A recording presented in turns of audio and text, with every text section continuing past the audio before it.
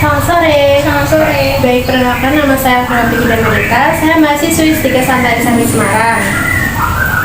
Jadi di sini saya ingin kontrak waktu sekitar 45 menit. Apakah bersedia? Ya.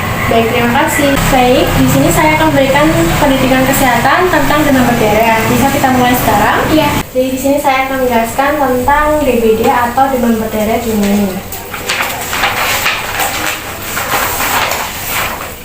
Jadi yang pertama, pengertian dari dengue hemorrhagic fever atau DHF itu adalah penyakit infeksi yang disebabkan oleh virus dengue dengan manifestasi klinis demam, nyeri otot atau nyeri sendi yang disertai leukopenia, ruam, limfodenopati, trombositopenia, dan sepsis hemorrhagic. Baik, untuk selanjutnya.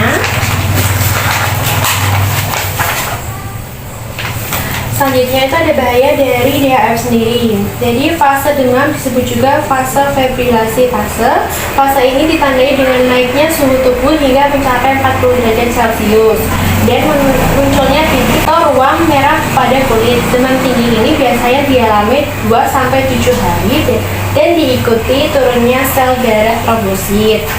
Kemudian suhu tubuh bisa tiba-tiba turun pada hari ketiga hingga keempat, lalu naik secara mendadak pada hari berikutnya. Demam bifasi ini disertai dengan gejala lain seperti muntah-muntah, sakit kepala, nyeri otot, tulang, dan sendi, badan lemas, serta sakit tenggorokan. Baik, itu saya akan menjelaskan tentang gejala dengue hemorrhagic fever atau DHF. Yang pertama ada demam tinggi mencapai 40 derajat Celcius, kedua nyeri kepala berat, ketiga nyeri pada sendi, otot, dan tulang, nyeri pada bagian belakang mata, 5 nafsu makan menurun, 6 mual dan muntah, 7 pembengkakan kelenjar getah bening, dan 8 ruam kemerahan sekitar 2-5 hari setelah demam. Baik, untuk saya cara mencegah dengue hemorrhagic fever atau DHF. Yang pertama, memasang kelambu dan rasa, menyalakan AC atau kipas angin, ketiga menggunakan obat nyamuk, keempat menggunakan pakaian tertutup, kelima menerapkan 3M, menguras menampung air, mengubur dan mendaur ulang barang bekas. Kemudian yang keenam, memperoleh vaksin dengue. Yang ketujuh, semprot lingkungan Anda dengan gas fogging. Baik, untuk selanjutnya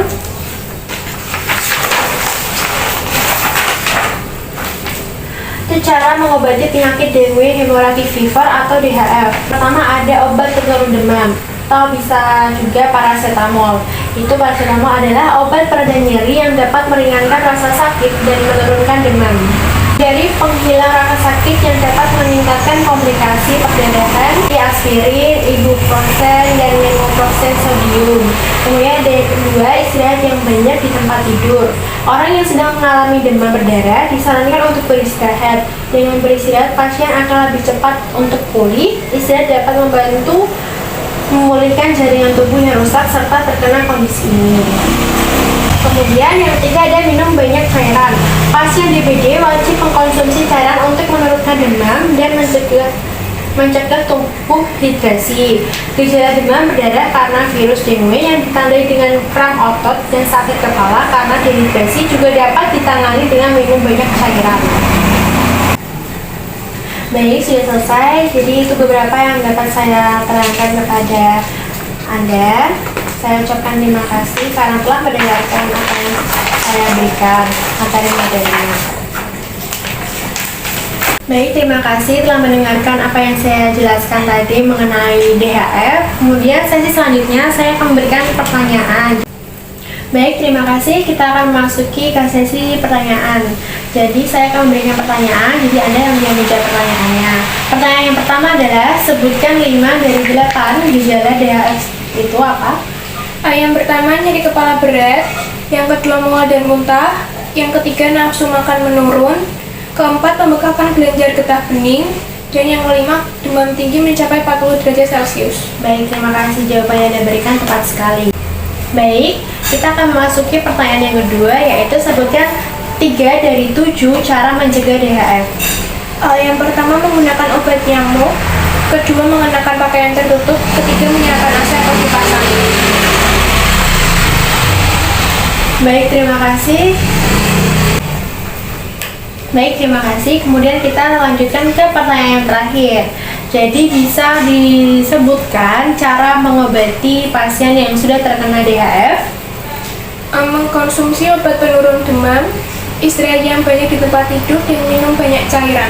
Baik, tepat sekali. Terima kasih. Sama-sama. Baik, terima kasih telah menjawab pertanyaan-pertanyaan yang saya berikan. Kemudian kita akan menuju ke penutup. Sebelum penutup, saya akan memberikan kesimpulan. Baik, untuk kesimpulan dari hari ini, itu untuk mewujudkan hidup sehat, maka perlu cara pendekatan yang strategis, yaitu dengan pendidikan kesehatan. Dalam strategis pendidikan kesehatan ini, agar remaja lebih mudah untuk mengingat dan menerapkan pada kehidupan sehari-hari. Itu saja yang dapat saya berikan kepada Anda. Saya ucapkan terima kasih untuk hari ini. Terima kasih atas ketersediaan waktunya.